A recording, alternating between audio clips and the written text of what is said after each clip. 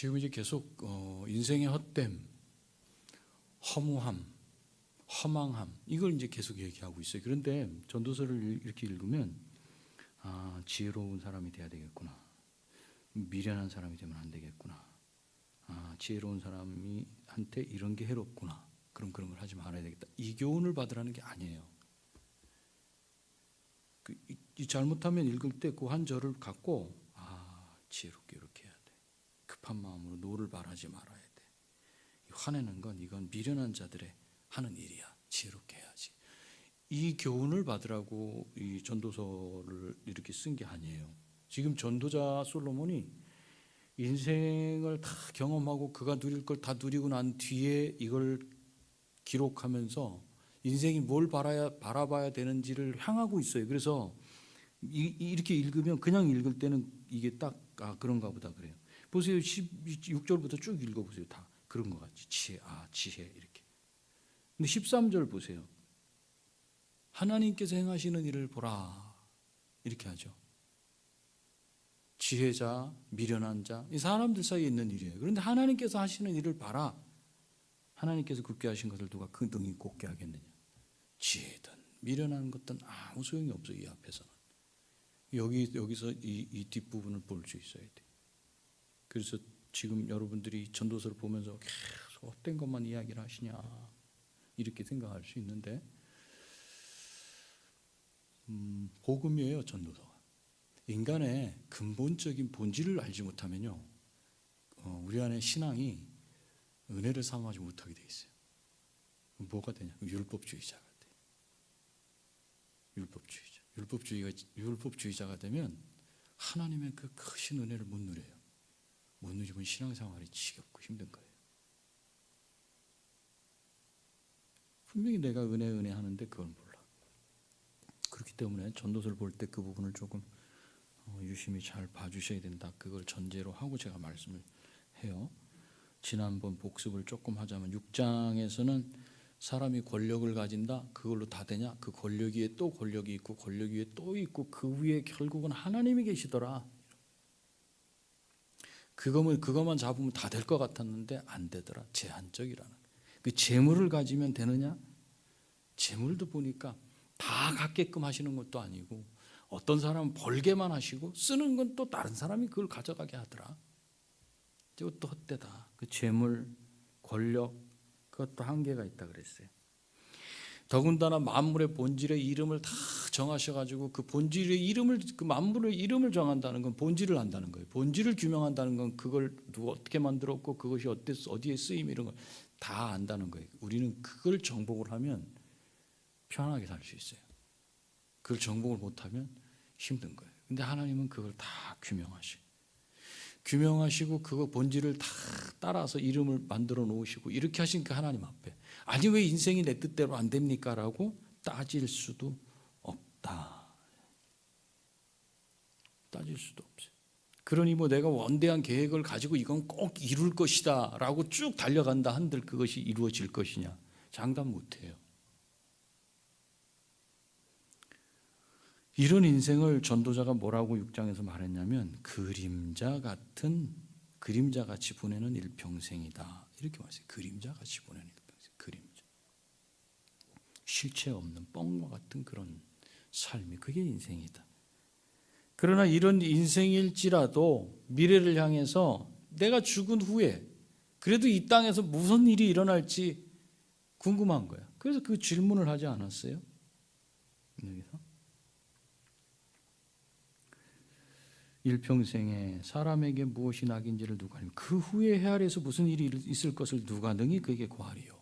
6장 12절에서 그 질문을 했잖아요. 그래서 이제 7장에 들어오면서는 전도자가 조금 더 나가는 거예요. 확장해서 권력, 재물 그 추구해 봐야 그것도 뻥이다. 헛된 것이다. 그거면 다 될 것 같았는데 그게 되지 않더라. 그러면서 7장에 들어와서 이제 말씀을 하는 게 보배로운 기름보다 나은 삶이 도대체 무엇인가? 즉 재물보다 나은 삶이 무엇인가? 시작보다는 끝이 나은 삶을 얘기하면서 이제 미래를 내다보면서 살아야 된다. 이걸 이제 말씀하고 있어요. 그래서 출생하는 날보다 죽음을 더 강조했었죠. 잔치집에 가서 먹고 마시고 즐기는 것보다는, 그래서 초상집에 가서 죽음을 생각하는 것이 더 낫다. 그래서 모든 사람의 끝이 이렇게 되니까 산 사람은 이것을 마음에 둬라. 7장 2절에서 이걸 말씀했어요. 그래서 지혜자의 마음은 어디에 있는가? 초상집에 있다. 반면에 미련한 자의 마음은 이 연락하는, 연애를 하고 즐거워하는 이런 결혼식장에 가 있어. 온통 먹고 마시고 떠들고 즐기려는 생각으로 가득하니, 이런 미련한 자의 노래를 들으면서 즐거워하는 것보단 차라리 지혜로운 자가 책망하는 그 따가운 소리를 듣는 게 낫다. 이렇게 말을 했어요. 사실 현실에 안주하지 않고, 지금 보세요. 권력을 갖고 돈을 갖고 이것도 다 헛된 거야. 내 뜻대로 되지도 않아. 그러면서 이제 조금 더 어디를 쳐다봐요? 이제 아직 죽지 않았지만 저 뒤를 쳐다봐요. 미래를 향해서 자신을 탁 다그치고 쪼이고 한 계단 한 계단 걸어 올라가는 삶. 그 사실 누구나 다 하고 싶고 그렇게 하길 바라고, 그렇게 하는 사람을 향해서는 박수 쳐줄 만한 일이에요. 얼마나 열심히 살아가요. 그러나 오늘 말씀 속에서 전도자는 보다 나은 삶, 또 미래를 위한 꿈이 언젠가는 결실을 맺을 거라는 그런 기대감을 갖고 있기 때문에 그런 꿈을 꾸고 그런 일을 해나가는 거잖아요. 그죠? 근데 결실을 맺을 거라고 생각할 수도 있지만, 그러나 이런 삶도 어디서 막혀요? 현실이라는 장애물을 딱 만나면 거기서 주저앉고 만다는 것을 전도자는 말하고 있어요. 이것이 우리가 날마다 겪고 사는 일이고 사람들이 살아온 역사예요. 뭔가 우리가 작정을 하고 작심을 하고 뭘 해보겠다고 쭉 해. 얼마 가는 것 같아. 그런데 어려운 일 앞에 딱 다다르면 그냥 그 의지가 금방 깨져버리잖아요. 그 의지가. 그러면 왜 인간의 미래가 이렇게 불투명하고 어떤 노력도 무참하게 무너질 수밖에 없는가? 그걸 이제 6절, 7절에 어떤 현실이 있기 때문에 그런가 설명하죠. 우매한 자들의 웃음소리는 솔밑에서 가시나무가 타는 소리 같으니 이것도 헛되니라. 그리고 7절에 탐욕이 지혜자를 우매하게 하고 뇌물이 사람의 명철을 망하게만 하느니라. 미련한 자의 삶을 보니까 웃고 떠드는 것이 마치 솥단지 밑에 가시나무 불쏘시개 갖다 넣은 거. 불 한번 붙이면 파닥파닥 타고 그냥 소리만 요란하게 내고 금방 푹 죽잖아요. 그런 인생이 헛되다 이렇게 말하는 거예요. 6절에서는. 그렇다면 지혜로운 자의 삶은 어떤가? 6절에 미련한 자는 그렇게 파닥탁 하면서 그냥 소리만 요란하다가 꺼지는데, 그럼 지혜로운 자의 삶은 어떤가? 그랬더니 시작보다는 이 마지막을 탁 생각하고 절제하고, 오늘보다는 내일의 소망을 두고 오늘의 고통을 참아가면서 이렇게 살아가는 그 지혜자의 삶을 봤더니 어떤가? 7절 별반 다를 게 없대. 다를 게 없는 그 내용이 뭔가? 여기 탐욕이 지혜자를 미련하게 한다 이렇게 말하고 있어요. 탐욕이라는 단어는 가난한 자를 억누르는 거, 힘으로. 그리고 탈취물 이런 뜻이 있어요. 합치면 약한 자를 이렇게 겁박하고 윽박질러서 물건을 뺏고 하는 그런 거예요. 근데 어울리지 않잖아요. 지혜자에게 지금 탐욕 이게 어울리잖아요. 그런데 이 지혜자가 왜 미련한 자하고 별반 다를 게 없냐면 이 탐욕에 걸리기 때문이다. 지혜자가 책망하고 바른 소리를 하는데 이것이 영향력을 행사하지 못하게 하는데 뭐가 걸려 있는가? 탐욕이 걸려 있다는 거예요. 지혜자에게. 지혜자도 사람이잖아요. 그죠? 이 세상의 것에 마음을 두지 않을 수 없죠. 어느 때까지 지혜로운 것만 붙잡고 지혜만 가지고 그렇게 살아요. 예를 들어서 이 힘으로 눌러봐요. 권력이 위협해, 막 압박해, 억압해. 그러면 본인이 가던 그 바른 길에서 돌아서요, 안 돌아서요? 돌아서요. 우리 주변에서도 얼마든지 보세요. 저 바른 말 하던 사람이 어느 순간인가 이 사람이 이렇게 하지? 이런 걸 보게 돼요. 권력의 위협, 억압 앞에서 바른 길을 포기하고 굴복하게 되는 경우도 생기고, 어떻게 하다가 이 권력, 재물의 맛을 한번 봤어요. 이 지혜자가. 그랬더니 그 다음엔 가지 말라 그래도 그 길로 더 오히려 서슴지 않고 들어가는 걸 봐요. 그래서 그 사람이 어떻게 저렇게 변할 수 있냐. 그래서 놀라는 일, 그런 일들이 부지기수로 발생되지 않습니까? 우리 주변에도 보면은 학생들 가르치고 존경받던 학자, 또 세상에 그런 청렴결백한 사람 없다고 알려진 그런 사람들, 어떻게 하다가 속을 좀 들여다보면은 정말 부패하고 냄새가 나서 할 말을 잃게 하는 그런 일들을 우리가 자주 경험하잖아요. 지금 시대는 더한 것 같아요. 그건 결국은 지혜자가 미련한 자하고 다를 게 보이냐는 거예요. 그 지혜자의 책망 따끔한 말을 그래도 들으면서 사람들이 생각을 바꾸고 그러려고 그랬는데 그게 안 돼. 뭐 때문에? 탐욕이라는 것 때문에. 자기 자신이 스스로 그렇게도 됐지만 또 주변의 영향력 때문에 본인이 본인 가던 길을 바꿀 수밖에 없는 그런 일들이 이 지혜자에게도 일어나기 때문에 지혜자와 미련한 자의 차이가 있겠느냐 봤더니 6절 7절의 차이가 없다는 거예요. 그래서 이제는 도덕적으로 깨끗한 사람인가 그 기준이 될 수 없는 이런 어지러운 상황, 이것을 지금 우리가 만나고 있는 이 시대가 그런 시대예요. 참 슬픈 현실이죠. 인간은 그가 아무리 바람직한 이상을 갖고 더 나은 미래를 말하고 희망을 얘기한다 해도 정말 끝까지 그것을 지켜낼 것이며 그 도덕적인 부분이 흐트러지지 않고 물들지 않고 오염되지 않고 끝까지 갈 수 있는가, 어떤 유혹이 오더라도 흔들리지 않을 능력이 있는가 봤더니, 전도자가 봤더니 그렇지 못하다는 거예요. 흔들리지 않을 수 있는 사람이 없더라는 거예요. 털어서 먼지 안 나는 사람 없다고 하지만 믿었던 사람, 존경했던 어떤 사람들이 도덕적으로 무너지는 것을 보면서 미래에 대한 소망이 다 사라지는 것을 느끼게 되는 겁니다. 능력이 부족해서 미래에 대한 희망, 기대를 갖지 못하는 게 아니고, 우리가 소망을 저 뒤에다 두지 못하는 게 아니고, 누구 문제인가? 인간이 문제. 능력이 없는 거, 능력은 있는데 보니까 인간 내면이 부패하고 썩어 있다는 걸 발견하게 된 거예요. 언제든지 클릭이 탁 될 수 있도록 준비가 다 돼 있어, 우리 마음은. 도덕적으로 괜찮은 인간이라고 말했는데 뇌물 앞에서는 맥을 못 쳐. 가끔 뉴스를 보면 아니 그 많지도 않은 돈인데 그 돈 때문에 그랬나 이런 생각을 해요. 그거 돌아서 제가 생각해 보니까 그래, 그게 많지는 않아도 딱 그만큼이 필요할 때가 있었을 수 있겠다. 그럼 넘어가는 거 아니겠어요, 거기. 큰 돈이라고 이렇게 뇌물을 주고 조그만 거 그렇지 않아요, 보니까. 여기까지만 하면은 이게 너무 절망적인 것 같지만, 이제 전도자는 8절부터 뒤쪽으로 연결을 하면서 또 이제 이렇게 해서 우리 인생이 절망적이다라고만 하지 않으려고 찾아내는 거예요.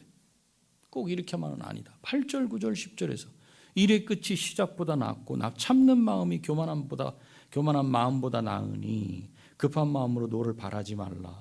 노는 우매한 자들의 품에 머무름이니라. 옛날에 오늘보다 나은 것이 어찌미냐 하지 말라. 이렇게 묻는 것은 지혜가 아니니라. 마치 이 본문만 딱 보면은 어떤 게 지혜로운 거, 요거를 말하고 있는가 보다 이렇게 볼 수가 있어요. 근데 지금 여태껏 왔던 맥락에서 보자면 여기서 아니다, 절망할 건 아니다. 그래도 지혜자가 그렇다 해도 절망할 건 아니다. 이렇게 해서 가보려 그러는 거예요. 아무리 지금의 모습이 그렇다 할지라도 그 끝은 창대할 것이다, 이 이야기죠. 미래는 달라질 것이니까 그때까지 마음을 높은 데 두지 말고 오래 참고 기다려야 되지 않겠냐. 인생이 왜 그런지 답을 찾으려고 안달복달 하지 말고 급한 마음에 닥치는 문제에 화를 내지 말아야 할 것 아니냐. 이런 일로 화를 내는 것은 그건 미련한 자들이 하는 짓이지 지혜로운 자가 할 일이 아니다. 왜 옛날이 지금보다 나으냐? 왜 이전의 형편이 지금보다 나으냐? 왜 이전보다도 더 노력하는데 현실은 개선되지 않고 더 나빠지느냐고 묻지 말라. 이런 질문은 지혜로운 사람이 할 게 아니다, 이거죠. 자, 앞에서 본 것처럼 인간의 도덕적인 능력의 실상이라는 것이 한계가 있다는 거예요. 언제까지 그렇게 갈 수는 없고, 한계가 있고, 어려운 현실을 경험한 사람이라면, 세상을 살 만큼 살아보고 산전수전을 다 겪어본 사람이라면 하루아침에 뭐가 어떻게 변한다는 것, 그런 기대는 바람직하지 않은 일이다, 이거죠. 현실과 꿈이 다르고 내 뜻대로 되지도 않고 내 노력의 결과가 속히 나타나지 않는다고, 잠깐 또 상황이 더 악화된다고 그래서 좌절하거나 분노하지 않는 것이 지혜로운 것이 아닐까. 이건 자기가 자기 자신을 달래는 거예요, 전도자. 아무리 그래도 그것 때문에 분노하고 그렇게 하는 것은 지혜로운 자가 할 일은 아니지 않을까? 이렇게. 그러면서 지혜에 대해서 더 설명하는 걸 11절 12절이에요. 지혜는 유산같이 아름답고 햇빛을 보는 자에게 유익이 되도다. 지혜의 그늘 아래에 있으면 돈의 그늘 아래에 있음과 같으나 지혜에 관한 지식이 더 유익함은 지혜가 그 지혜 있는 자를 살리기 때문이니라. 소망이 없는 현실을 바라다 보면 낙심하기 쉽지만 그래도 현실 속에는 여전히 우리에게 희망을 갖게 하는 것들이 있음을 깨닫게 해요. 인간의 지혜가 전혀 현실 앞에서 줏대 없이 이리저리 흔들리는 것 같고 한계와 제한과 제한, 또 거짓된 거, 오류 이런 게 있는 것 같이 보이는 게 사실이지만 지혜를 갖는다는 건 마치 유산을 상속받는 것만큼이나 유익되다. 지금 이렇게 말을 하고 있죠. 지혜의 그늘에 있다. 그것은 돈의 그늘 아래에 있는 것 같은 것이다. 지혜라는 것은 그만큼 돈만큼이나 그것을 소유한 자에게 힘이 되고 편안하고 쉴 만한 그늘을 제공해 준다. 이걸 말해요. 많이 배우는 것, 또 재물을 많이 소유한 것, 둘 다 큰 힘이 된다.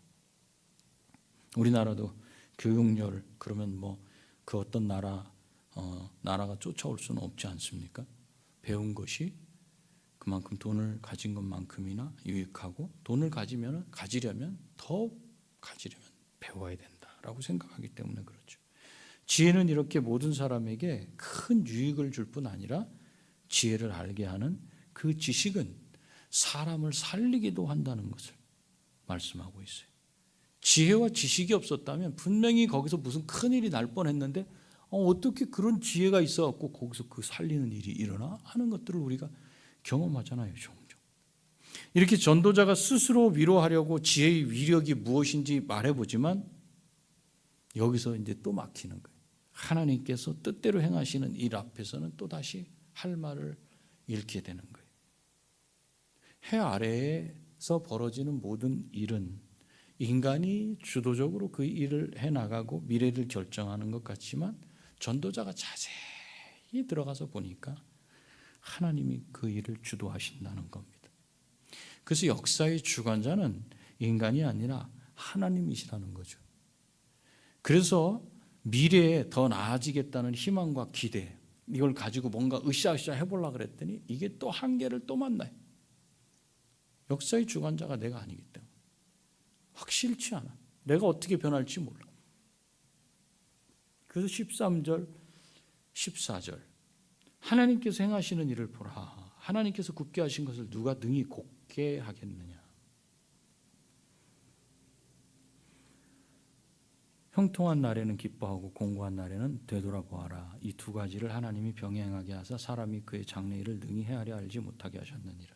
하나님이 뜻대로 세상을 주관하시고 하나님께서 굳게 하신 것은 아무도 펼 수 없다는 거예요. 그렇다면 우리가 만나게 되는 답답한 일들, 풀리지 않아서 깜깜한 현실이 모두 하나님께서 그렇게 하신 게 아니냐? 이런 질문이 당연히 들어오지 않겠어요? 그럼 뭐 우리는 어떻게 할 수 없네, 아무것도 할 수 없네 하는 그런 늪에 쏙 들어갈 수밖에 없어요. 그래서 전도자가 14절에서 하는 말이 형통한 날에는 기뻐하고 공고한 날에는 돌아봐라. 세상 만사를 하나님께서 뜻대로 다스리신다면 내가 할 수 있는 일이라는 게 고작 뭐겠느냐. 일이 잘 풀리면은 그냥 기뻐해라. 안 풀리면 그럼 어떡하냐? 돌아봐라. 이건 그냥 바라만 봐라 이거야. 안 풀리면 바라만 볼 수밖에 없고 잘 풀리면 기뻐해라. 하나님께서 세상을 그 뜻대로 다스리신다고 하면은 이런 숙명론에 빠질 수가 있어요. 잘 풀리네 기뻐해. 잘 안 풀리면 그냥 바라봐. 내가 할 수 있는 거 아무것도 없어. 그냥 가만히 있어. 이렇게. 그리고 이 두 가지를 그렇게 바라보는데 이 두 가지를 하나님이 병행하게 하사 사람이 그의 장래일을 능히 알지 못하게 하셨다. 사람에게 장래일을 알게 하지 못하고 이 공고한 날과 형통한 날 이 두 가지로 옷을 지어 입히시면서 사람을 하나님이 다스려 가신다는 거예요. 그러니까 하나님께서 모든 것을 행하시니까 그 뜻에 맡길 수밖에 없고, 그런데 항상 형통한 것만 아니고 형통과 공고한 것을 함께 주시기 때문에 내 인생이 어떻게 될지 도무지 알 수 없어요. 우리 인생이 그렇고, 그렇다면 알 수 없는 미래를 걸어가는 인생은 그저 닥치는 대로 그냥 살아갈 수밖에 없지 않냐, 이런 질문이 나올 수밖에 없는 거죠. 전도서를 읽으면서 그냥 뭐 닥치는 대로 그냥 막 살아가면 열심히 살면 되는 건가요? 이렇게 할 수 있다. 현실 속에 살아가는 사람이라면 그렇게 할 수 있어요. 그냥 내 앞에 나오는 거 그거 그냥 하나씩 마치 아이들이 게임 딱 게임기 만지면 뭐 앞에 닥쳐오는 그거 해야 되잖아. 그죠? 그거 막 해치우고 앞을 뚫고 나가야 돼. 그런 것처럼 현실만 바라본다면 그렇게 살겠습니다, 열심히 이렇게 할 수 있어요. 근데 현실이 아니라 미래에 소망을 두고 살아가는 사람들은 이 말이 절망스러운 거예요. 알 수 없어, 닥치는 대로 살아, 나는 그렇게 못 살아요, 이렇게 되는 거죠. 여기 절망, 좌절을 경험해요. 여기서 하나님이 내 인생을 주관하시는데 내가 할 수 있는 것은 아무것도 없다면, 내가 미래에 무슨 그림을 그려볼 수 있을 것이며 어떻게 더 나아지게, 더 좋아지게 할 생각을 품을 수 있겠습니까? 내 인생이 좋은 일과 나쁜 일이 섞여서 나오는 것까지는 이해가 되는데 세상 다 그렇지 않은가?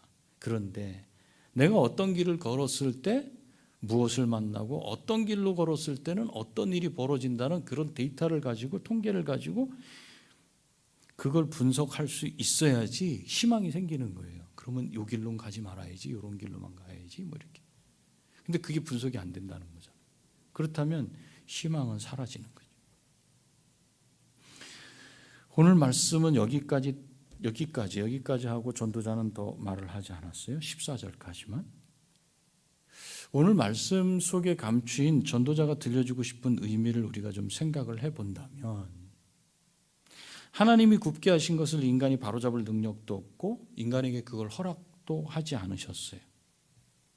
인간이 가진 근본적인 한계가 그거예요. 거기다가 미래에 대해서 예측할 수 있는 능력을 인간에게 주시지 않은 것도 사실이에요. 역사의 주관자가 인간이 아니라 하나님이시기 때문에 그래요. 그 누구나 하나님 되려고 그러지 않겠어요? 미래를 뭐 내가 안 해 만해 그러면 벌써 사람들을 막 끌어모으고 사람이 많이 모이지 않겠어요? 인간은 그렇게 할 수가 없어요. 하나님이 허락하지 않으셨어요. 주시지도 않았고. 이처럼 하나님께서 내 인생의 주관자가 되시고 세상 만사를 주관하신다면 내가 할 수 있는 게 도대체 뭔가? 모든 것이 결정되어 있다면 내가 어떻게 한다 한들 무슨 차이가 있겠는가? 이건 오해예요. 이 말씀을 보면서 이렇게 생각을 하면, 그럼 내가 할 수 있는 게 아무것도 없네. 다 뭐 결정되어 있는 거야? 왜냐하면 하나님이 주권적으로 다스리시는 것은 맞아요. 그런데 인간에게 모든 자유를 뺏어간 건 아니에요. 하나님이 작정하시고 예정하시고 섭리하시고 통치하시는 것은 인간이 자유롭게 생각하고 판단하고 결정하는 것을 막는 게 아니에요. 하도록 해요. 그러니까 하나님께서 섭리하시고 다스리시는 그 안에 뭐가 들어갔냐면 인간이 자유롭게 판단하고 결정하고 행동하고, 그리고 자기가 행동한 것에 대한 책임을 지는 것까지가 그 안에 다 들어가 있어요. 이게 포함돼서 하나님이 다스리시는 거예요. 그러니까 나는 기계적으로 그냥 하나님이 뭐든지 다 하고 나는 로봇처럼 가만히 있는 게 아니라는 거예요. 내 의지를 가지고 내가 움직여요. 그러니까 오해를 하면 안 되는 거예요. 그럼 인간이 할 수 있는 게 아무것도 없다? 그렇진 않아요. 우리는 이 오늘 말씀에서 인간의 그 도덕적 능력의 한계 봤어요. 언제까지 지혜로운 자가 그 지혜를 유지하면서 도덕적인 그 위치를 고수하고 갈 수 있는가 싶었더니 그렇지 못할 일이 발생될 수 있고 그는 거기에 넘어갈 수도 있다.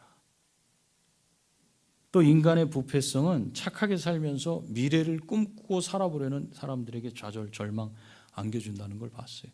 뭐 어디 사람을 어디 바라보고 살 수 있는 사람이 없구만. 착한 것 같았는데 속을 들여다봤더니 얼마나 썩고 부패했는지 알 수 있겠구만. 이 사람에게 실망할 수밖에 없죠. 지금 이 시대는 더욱더 그 사람들에게 실망한 그런. 어제까지는 존경스러웠던 사람이 갑자기 오늘은 못된 세력하고 탁 결탁됐어. 그래서 악한 길에 서는 것을 보면서 절망을 경험하게 돼요. 그렇지만 믿는 신자는 그런 현실 때문에 마음을 독하게 먹고 강팍하게 먹고 내가 왼수를 갚으리라 이렇게 가는 게 아니에요. 오히려 이것을 통해서 인간의 내면을 발견해요. 인간이 어떤 존재다? 부패한 존재구나. 신자는 일상에서 벌어지는 그 일 때문에 그냥 열리 받아가지고 내가 이 편의 선에 저 편의 선에 이렇게 가는 것은 그런 미련한 자, 지혜로운 자와 똑같이 그냥 비빔밥 같은 그런 존재예요. 근데 신자는 그렇지 않아요. 그걸 보면서 인간이 얼마나 부패한지를 그리고 죄인인지를 발견해야 되는 거예요. 그리고 내 안에는 선한 것이 하나도 없다. 내가 그렇게 삿대질을 하고 손가락질했지만 그 사람들 결국 나중에 보세요. 자기한테 삿대질 다 돌아가요.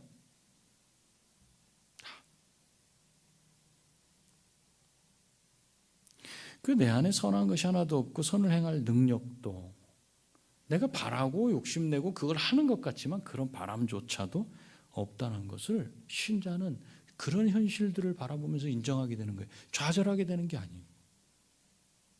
그러면 자연스럽게 누구를 바라보겠어요? 사람은 바라볼 존재가 없다 이렇게 되죠. 그럼 자연스럽게 눈이 어디로 돌아가요? 하나님께로 돌아가요. 지금 전도자는 계속 그 눈을 하나님께로 돌리기 위한 작업을 계속하고 있는 거예요. 그 하나님의 능력과 은혜를 구하게 되고 나를 그 하나님 아버지와 연결시켜 주신 그리스도에게로 내 시선이 고정되고 그분을 향해 달려가게 되는 거예요. 내가 가진 죄와 부패함과 선을 행할 능력이 없는 그 무능이 나로 좌절케 하는 것이 아니라 나의 무능이 나의 아무것도 없는 그런 먼지 같은 그런 상태의 나 그걸 바라보면서 오히려 좌절하는 게 아니야. 오히려 나한테는 소망이 하나도 없다. 이것을 인정하게 해서 결국 선하시고 능력의 원천이신 그리스도를 향해서 달려가게 하는 안내자가 뭔가 절망과 좌절이에요. 말씀을 읽으면서 저와 여러분들이 경험하게 되는 절망과 좌절, 세상 가운데서 사람들을 통해서 발견하게 되는 절망과 좌절, 외로움, 고독함, 괴로움, 슬픔, 이걸 통해서 그리고 나의 무능함, 부패, 전적인 부패, 오염돼 있고 나한테서 나갈 수 있는 선한 게 아무것도 없다라는 그걸 발견하게 되는 사람은 신자가 아니면 좌절해요. 그래서 어디로 가요? 가룟 유다 같은 결정을 해요. 그러나 신자는 어떻게 해요? 베드로처럼 통곡하는 거예요. 통곡해. 그리고 그리스도를 향해서 달려가는 거예요. 하나님께서 우리 인생을 때로는 형통하게도 하시고 고난을 겪게도 하시면서 이리저리 흔드시는 그것도 앞일을 도무지 예측하지 못하게 하시는 그것이 신자를 절망하게 하지 않아요. 저와 여러분들은 수없이 많은 환난을 겪고 이 요 울타리 속에 있으면 몰라요. 여길 벗어나서 당장의 여행이라도 떠나보세요. 여행. 내가 직접 해야 되는 그런 여행 가운데로 한번 들어가 보세요. 잘못 선택해가지고 돈을 더 많이 썼네 만에 음식이 그런 걸 먹었네 만에부터 시작해갖고 여러 가지 자기 자신에 대한 실망 그런 것들을 경험하지 않습니까? 내 지혜와 경험과 지식으로는 앞일을 알 수 없다는 결론이 나면 이제 어떡하겠어요?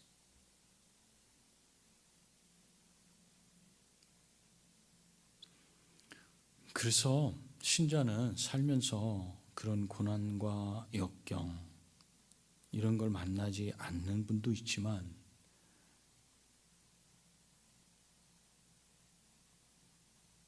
만나야 되지 않나 저는 그렇게 생각해요.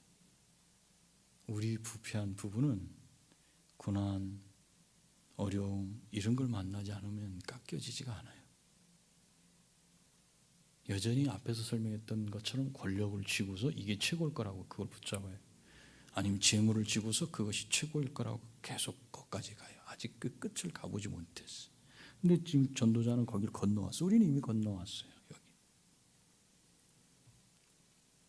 내 지혜, 내 경험, 내 지식, 내가 가진 것 그것으로 되지 않는다는 그 절망의 선상에 딱 서야만 그때 사람은 간절히 구하게 되는 거예요. 은혜를 구하게 되는 거예요. 그때. 지금 전도자는 그걸 우리한테 보여주고 싶어요. 내 힘으로 안 되는 걸 발견하면 그때는 어떻게 해요? 우리는 신자는 그때 하나님께 나아가서 길을 물어요. 뜻을 여쭤요. 그리고 인도해 달라고 기도하지 않겠습니까? 그렇다고 항상 우리는 그런 상황을 만나고 기도하고 그래서 찾고 인도받고 이러는 존재는 아니에요. 왜? 우리한테는 66권 성경 말씀이 있잖아요. 말씀에 이미 기록되어 있어요. 말씀을 보면서 이미 내가 경험하지 않았어도 난 여기서 이미 간접 경험이 다 돼요. 여기서. 때로는 그런 경험을 할 수도 있어요. 여기서 못 볼 때 하나님 현실 속에서 보게 하실 수 있어요. 현실 속에서 그걸 볼 바로 그 입구에 있을 때 하나님 말씀을 통해서 그 현실을 경험하지 못하도록 또 하셔요. 양쪽으로 작업을 이렇게 하시는 거예요. 우리는 하나님의 말씀을 통해서 하나님 뜻을 알고 그가 행하실 일들을 우리는 알게 돼요. 지금까지 역사를 한치의 오차 없이 오류가 없이 말씀대로 운행해 오신 하나님의 약속을 내가 바라다 보면서 믿고 신뢰하고 안심하고 살아갈 수 있는 거예요. 그러니까 어떤 일 앞에 우리가 좌우로 막 흔들리지 않는 거죠. 그래서 믿는 자에게는 하나님의 약속이 지금 지혜자가 자꾸 미래에 대해서 생각을 하잖아요. 우리는 하나님의 이 약속의 말씀이 미래에 대한 가장 분명한 대답이고 확신이 되고 보장이 되는 거예요. 그 안에서 믿는 사람은 미래에 대한 소망을 다 가지게 되는 거예요. 그래서 흔들리지 않아요. 미래를 우리는 알고 있고 붙잡고 있어요. 우리 신앙의 선배들도 모두 현실이라는 낙심할 만한 일들을 겪고 살았던 것을 기억해야 돼요.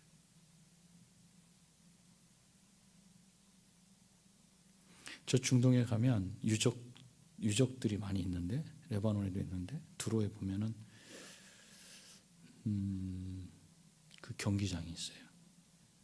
거기 뭐 한 2m, 3m 정도 되는 동그란 원 안에 이렇게 벽이 있는데 거기에 이름들이 많이 있어요. 순교자들의 이름이 거기 있어요. 그들도 똑같은 것을 경험했어요. 우리가 지금 보고 있는 사도행전에서 똑같은 것들을 경험해요. 다 낙심할 만한 현실들이야. 불신자라면 그냥 뭐 원통에서 그냥 어떻게 살아? 그냥 그렇게 하다가 그러고 말 그런 건데 그런 것들을 우리 신앙의 선배들도 다 경험하고 겪었어요. 그런데 그들은 그것에 흔들리지 않았어요. 기쁨으로 그 길을 갈 수 있었어요.